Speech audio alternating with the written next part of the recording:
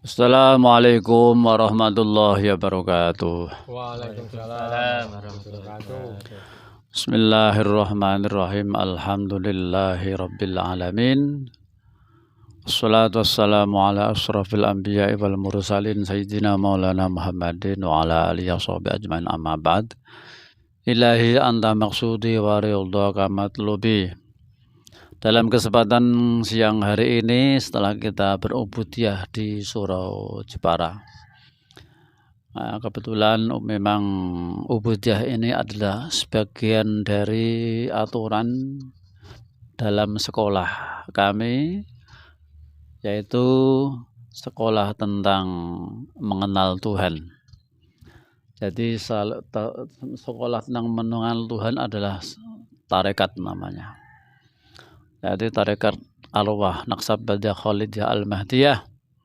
Tentu ada beberapa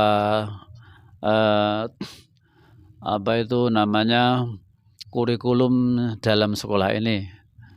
Setelah ada kegiatan, setelah di baiat, tentu ada wirid pribadi, wirid jamaah, dan juga suluk, dan juga ubudiyah. Ubudiyah ini termasuk kategori paling berat dalam menjalankan, ya, karena harus kita itu membuktikan hijrah kita. Setelah kita iman itu hijrah. Alladzina amanu wa hajaru wa jahadu bi amwalihim wa anfusihim ulaika a'zamu darajatan indallah. Orang yang iman kemudian mau hijrah, bisa menjalankan hijrah dengan bersungguh-sungguh jihad, mengorbankan jiwa raganya, itu akan mendapatkan pahala yang paling besar di sisi Allah. Jadi setelah kita itu biat, itu harus hijrah. Karena kalau hanya biat saja, walaupun toh sudah mengamalkan amalan-amalan, wirid dan lain-lain, itu masih belum ada apa-apanya. Artinya dalam bimbingan guru rohani itu masih belum dalam lingkup tanggung jawab atau garansi guru, kecuali sudah hijrah. Hijrah secara maknawi itu pindah tempat, tapi secara hakikat di sini hijrah itu mendahulukan kepentingan Tuhan dan utusannya, mendahulukan kepentingan Allah dan utusannya, dan mengakhirkan kepentingan pribadi. Ini yang paling berat bagi para murid-murid jamaah-jamaah. Ternyata tidak semua ya yang sudah biat langsung mendapatkan sesuatu garansi dari guru, tidak semua, karena kita harus bersungguh-sungguh. Artinya harus berani hijrah, mendahulukan kepentingan pribadi, mendahulukan kepentingan Allah dan utusannya, mengakhirkan atau untuk kepentingan pribadi itu di nomor akhir. Artinya apa? Disampingkan, ya. Artinya kita ini harus benar-benar, kalau sudah naik ke dimensi akhirat, otomatis urusan-urusan selain itu, urusan duniawi, harus itu diakhirkan, ditinggalkan. Artinya berarti tidak kok berarti ditinggalkan begitu saja karena hidup di dunia masih bukan dunia. Artinya kita benar-benar hijrah itu mendahulukan kepentingan Allah dan utusannya. Itu yang paling berat. Kalau sudah bisa hijrah bi amwalihim wa anfusihim wa jahidu amwalihim wa anfusihim, bisa jihad dengan harta dan jiwanya, itulah ulaika a'zamu darajatan indallah, itu paling besar sekali pahala di sisi Allah. Itu yang paling berat, paling berat, ya. Karena juga ada hadis yang menjelaskan bahwa orang itu tidak bisa merasakan nikmatnya iman sebelum kalau dalam hatinya itu tidak mendahulukan kecintaannya kepada Allah dan utusannya. Artinya kita bisa merasakan nikmatnya iman kalau mendahulukan kepentingan Allah dan Tuhannya. Itulah, walaupun toh ya pribadi anak istri juga sebagai tanggung jawab kita sebagai kepala keluarga. Tapi itu kita tetap mendahulukan kepentingan visi misi perjuangan guru. Begitu. Kalau itu didahulukan, nanti urusan pribadi, urusan keluarga akan dipernahno bahasanya ya, akan diatur sendiri oleh Tuhan. Fadkuruni adzkurukum, bahasanya Al-Quran seperti itu.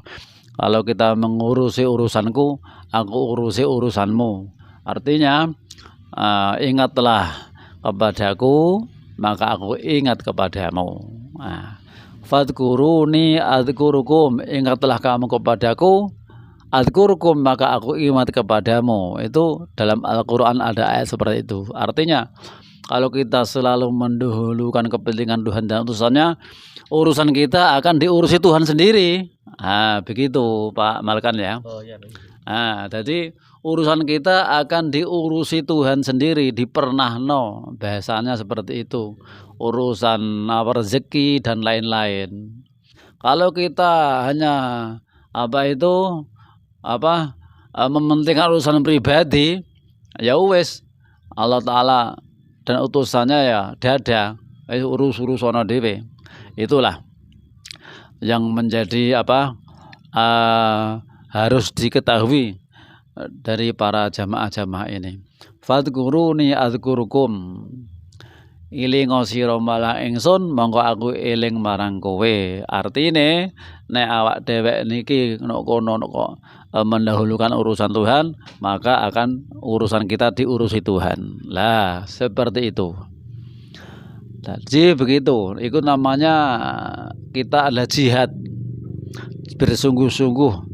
Wajahidu bi amwalikum wa anfusikum, itu tempatnya harus kita itu tempatnya memang di sini, karena dalam kita beragama itu kita terpimpin ya. Dalam kita beragama itu sudah terpimpin oleh guru rohani atau guru mursyid. Begitu. Ada pertanyaan nggih, monggo. Kalau sudah cukup, saya cukupkan sekian ya. Intinya ya, ini adalah acara ubudiyah. Ubudiyah ini adalah membangun tempat khalwat, tempat suluk di akhir zaman luar biasa. Dalam kita sangat asing sekali ya. Dari orang-orang bertarekat itu di akhir zaman itu sangat asing. Maka dalam hadis Nabi memang disebutkan yang artinya begini, Islam itu diawali dengan keasingan, nanti Islam pun akan rusaknya akan diakhiri dengan keasingan, kembali asing lagi. Budi al-Islam ghoriban fasayaudu ghoriban, kembali asing lagi. Asingnya di mana? Padahal kita kan orang-orang mayoritas ya. Asingnya adalah di hakikatnya. Zaman sekarang bertarekat sudah dianggap asing. Seorang zamane itu asing. Karena itu dianggap sesat atau bid'ah dan lain-lain ya. Karena banyak sekali perpecahan-perpecahan dari agama Islam yang saling membenarkan kelompoknya sendiri dan menyesatkan dari kelompok yang lain. Ini yang sangat miris. Di akhir zaman hanya kelompok-kelompok sedikit yang di situ jadi asing. Ya, orang-orang tarekat itu kelompok sedikit. Orang-orang ahli tarekat itu sebagai kelompok-kelompok yang sedikit ya, tidak kelompok yang banyak. Inilah yang kelihatan asing ya. Ya, semoga dalam perjuangan kita dalam ngerumati atau ngurip-ngurip agama dalam level hakikat ini, semoga bisa bermanfaat. Bermanfaat bagi masyarakat juga. Banyak yang minat ya, yang menjadikan orang itu tidak usah tarekat-tarekotan kalau orang itu sudah tidak butuh Tuhan. Dadi wong iku nek wis rumangsa awake iku mau wis waras, sugih, duwite akeh, kaya-kaya ora butuh Gusti Allah. Ya, Pak. Betul. Kaya-kaya ora butuh Gusti Allah.